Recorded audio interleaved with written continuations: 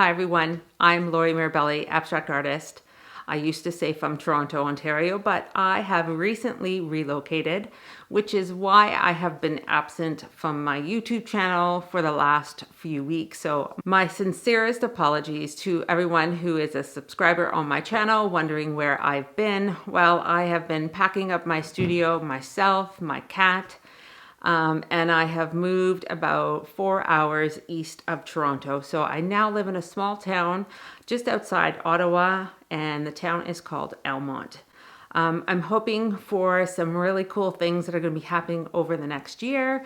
So please stay tuned. I'm sure that you'll get a kick out of what I'm going to try and accomplish with this move to the country. Okay, with that being said, I wanted to do a follow-up video from the one I did on value. This one up here, I'm going to put the link up there for you. I want to take that a little bit further and actually now apply color.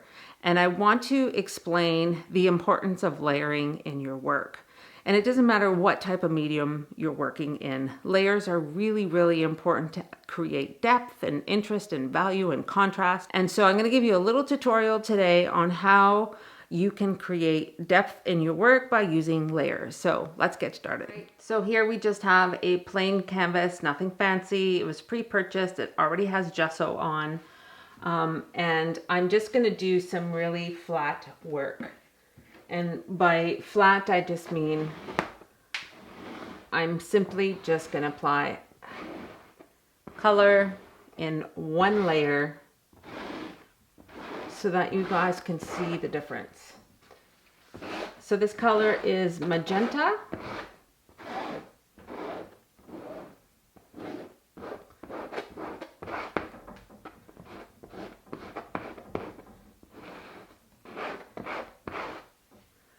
So this is one layer, nothing fancy. You saw that I didn't do anything else to it except to apply it on the canvas. But there are certain things that I can do to it before it dries to create interest. One of them is I use this tool called a palette knife, nothing really fancy. I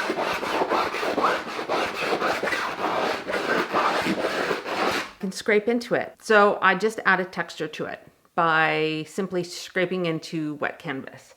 It allows the gesso canvas underneath to show through. And then the other thing, that was simply just water. A really, really minimal spray of water. And then, I don't know if you can see that. So it's become a little bit two-toned. I'm going to zoom in. That way you don't see me anymore. I don't have my water set right. So if I did a little bit more,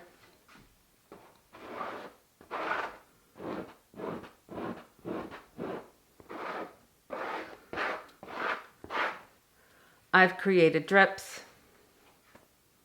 I created some texture in there. I could go back in and scrape again. And then what I would do is that I would allow that to dry. I could add some pencil marks to it.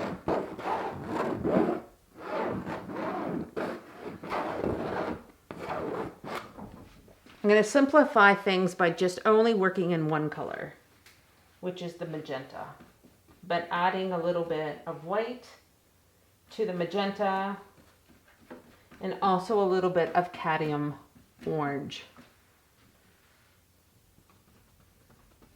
And then I'm just going to go over.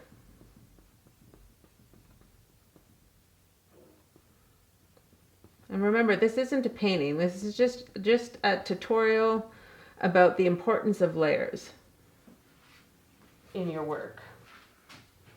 I have my little Mesomizer, which is a bowl scraper. It's silicone. It's soft, but it has a piece of metal on the inside, and I'm out of focus.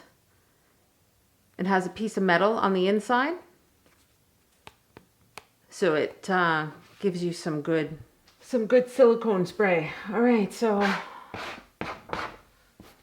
again, This is me just adding the same color, but adding some layers.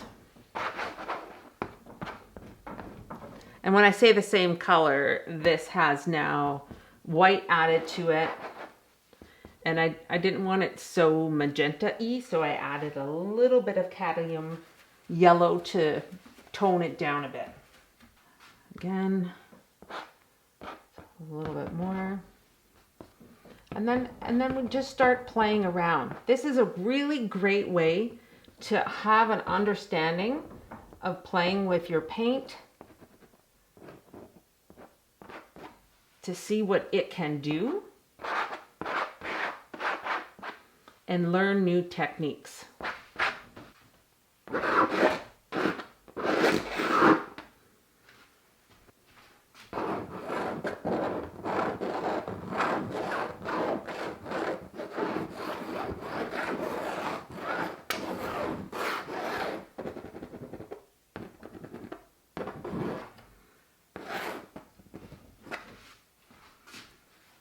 This wasn't supposed to be a full painting, but I'm rather enjoying myself.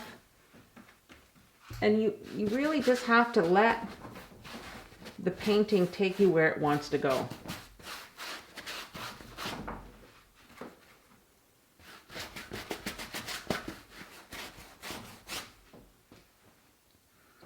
Again, I am only using that one color. I changed the tone of it. But your goal when you're doing this exercise with a square or circle or wherever you want, I just wanted to show you how not to get distracted about everything else that's going on, but to have an understanding of how you can keep layering in your work.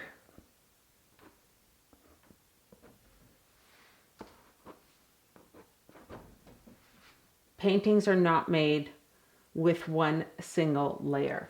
Like this here is one layer now. Well, I'm not going to leave it that way. I'm going to keep building and adding on to it.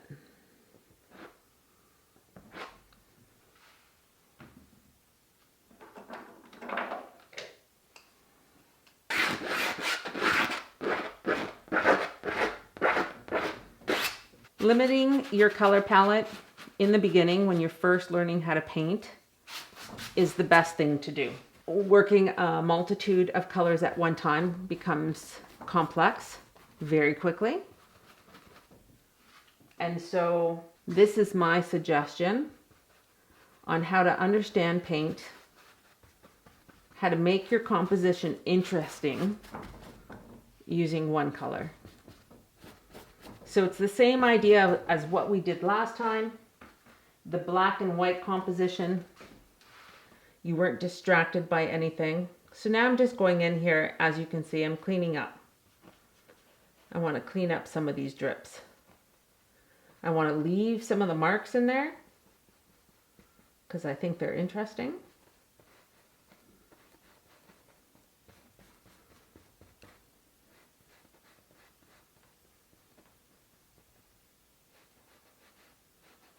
I want to over exaggerate that drip.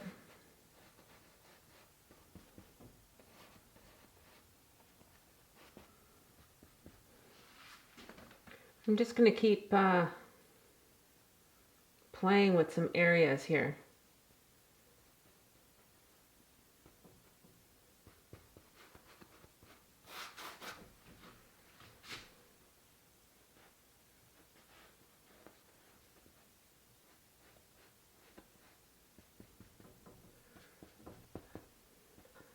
If you recall from the video I did on value, I am still thinking in terms of black and white, only I have replaced the black with magenta.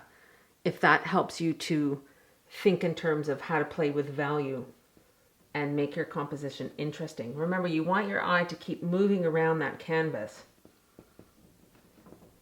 I'm going to say again, the reason for this exercise is for you not to recreate what I am doing here, but to create your own marks, your own square, and play with value, contrast, texture, line. And we're using one color to simplify things. When you can make an interesting composition a few times using only one color, then you can expand on that.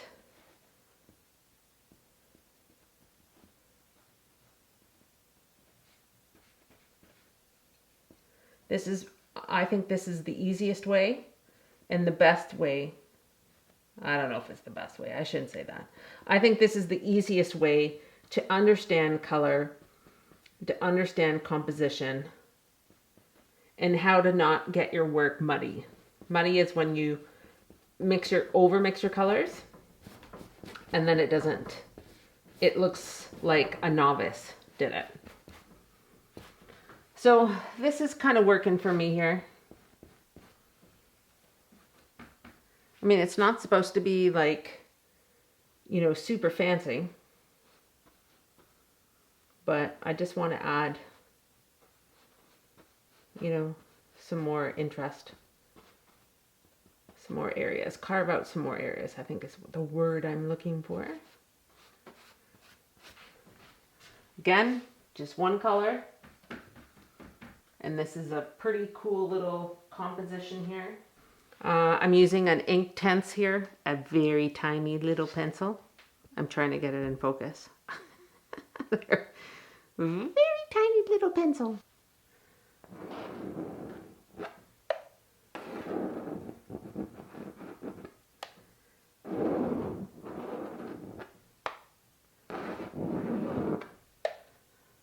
So now I'm adding a little bit of mark making.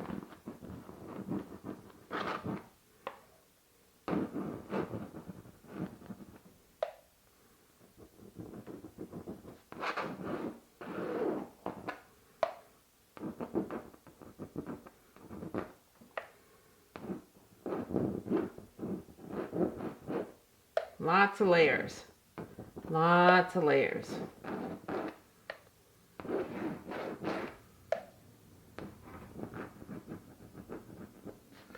And I have a certain structure of symbols that I make that are meaningful to me.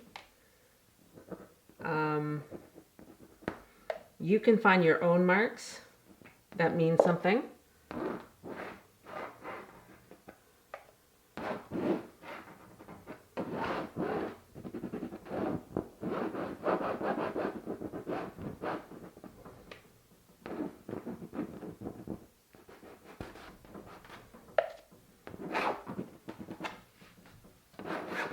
And then I can just keep expanding this into a full-size painting. But I'm going to stop it there. I'll take, can I get any closer into it?